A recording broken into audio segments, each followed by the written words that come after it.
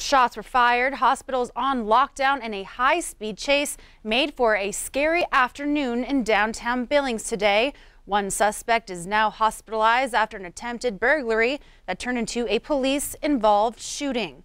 At this hour, 2 suspects are in custody and a third is still at large. It all started with a burglary reported to Billings police around 2:15 this afternoon. When officers arrived on scene at the 1000 block of North 31st, all 3 suspects were found in a silver Chevy Impala.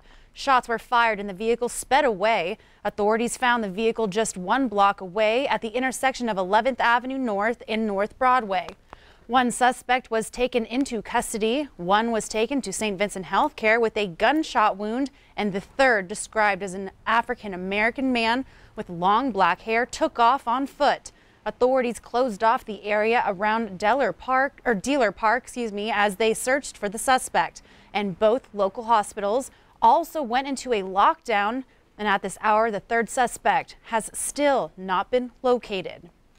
In other Crime Watch news, 1 man went to the hospital after another shooting in Billings early this morning near 8th Street West and Terry Avenue a little before 3 a.m.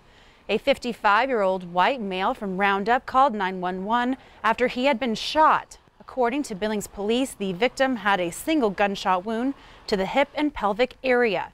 Officers interviewed people in a nearby house where the victim said the shooting occurred, where they found a shattered storm door, bullet holes, blood, and shell casings. It appears the suspect shot several times at the victim from inside a parked vehicle. The suspect is described as a teenage Hispanic male. The victim is in stable condition. Police believe drugs are involved, and police say there is no heightened threat to the public. We turn to national news. Neither President Trump or former President Obama are listed on any ballots this week, but both men are campaigning like they are as they crisscross the nation looking for votes ahead of Tuesday's midterms elections. Meg Oliver has the latest from New York. Former President Barack Obama campaigned in Gary, Indiana Sunday for Senator Joe Donnelly.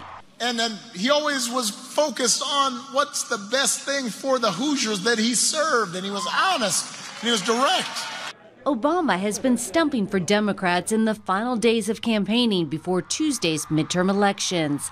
When you vote, you can be a check on bad behavior. When you vote, you can choose hope over fear. President Trump is every bit as busy trying to win votes for Republican candidates in state and national races. Got to win the House. I think we're doing great in the House. I think we're doing great in the Senate. But who knows, right? Who knows? You got to get out to vote. The president urged voters in Macon, Georgia, to elect Brian Kemp to be their next governor. To protect your jobs, defend your borders, fight for your values, and continue to make America great again. Democrats believe they have a shot to reach at least 218 seats in the House, which would be enough to take control. But CBS News Director of Elections and Surveys, Anthony Salvanto, says Democrats need voters who don't usually come out for midterm elections. If those folks don't show up, we've rerun the models, and the Republicans hold the House. The Republicans, hold the House. Dems only get to 215, a little gain, but not close enough. Most election analysts expect Republicans to maintain their majority in the Senate. Meg Oliver, CBS News, New York. The White House says President Trump will have campaigned in 53 rallies in 23 states by Election Day. Back here in Montana, hundreds of thousands of people across the state have already cast their vote by absentee ballot. MTN's Jonathan Ambarian takes a closer look at the ballots collected so far and how they compare to previous Montana elections. As of Sunday, more than 300,000 Montana voters' absentee ballots had already been received. That's already more absentee votes than were counted in any other midterm election in the state, and more than any presidential election except 2016. 60% of voters around the state requested absentee ballots, a total of 426,000. That's 70,000 more absentee voters than any previous Montana election. The areas with the highest rates of absentee voters include Phillips and Valley counties on the High Line and the highly populated counties of Cascade, Gallatin, and Missoula. The state's largest county, Yellowstone, has the largest percentage. Nearly 3/4 of voters there requested absentee ballots, and 3/4 of those ballots have been returned. That means 56% of registered voters have already turned in a ballot, higher than the total voter turnout in the 2014 or 2010 midterms.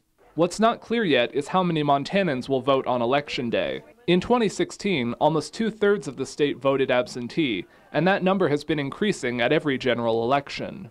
If you haven't returned your absentee ballot yet, there's still time, but you won't be able to mail it in. Ballots have to be returned by 8 p.m. on election night. That means you'll need to take it to your county elections office in person to return it. In Helena, Jonathan Amberian, MTN News.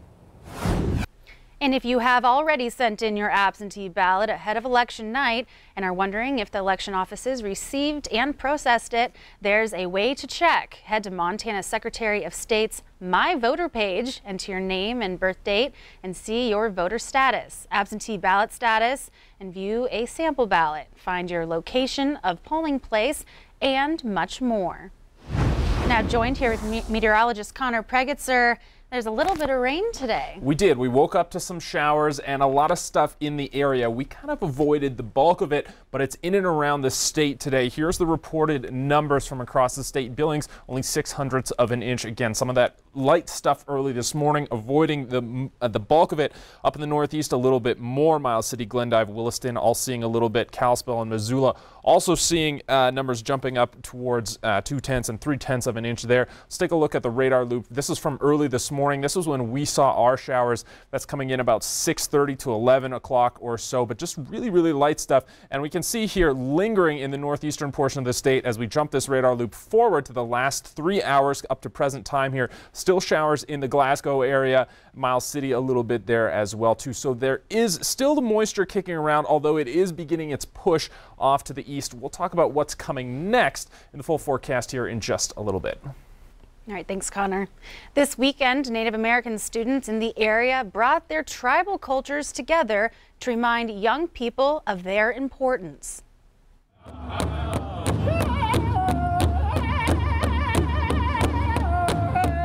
The Honoring Our Youth Powwow is an annual School District 2 event. The district's Indian education staff guides the Billings Students Tribal Council in putting on the powwow. Any high school student in Billings and around the state was able to attend, and it draws from several tribes. We bring all of our cultures into one, so it creates this big family of ours. So it's pretty amazing to see like what every culture is going to bring and what like every student's going to have something to say and how they're going to present it in their own way. We want to bring everyone together. You know, just because you're from a different tribe doesn't mean you're not part of the family. We want a big group, you know, of different people just to come here and just show you that we're with each other. We're not against each other.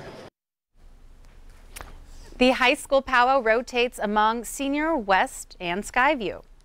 Another sign that it's getting closer to Christmas is the annual Marketplace Magic, which finished a 3-day run today. The Junior League puts on the event, which has 82 vendors from Montana and out of state. It's an early chance to get some Christmas gifts and decorations out of the way, and this year's Marketplace Magic will raise money to help homeless and those in poverty with the Junior League's Laundry Project.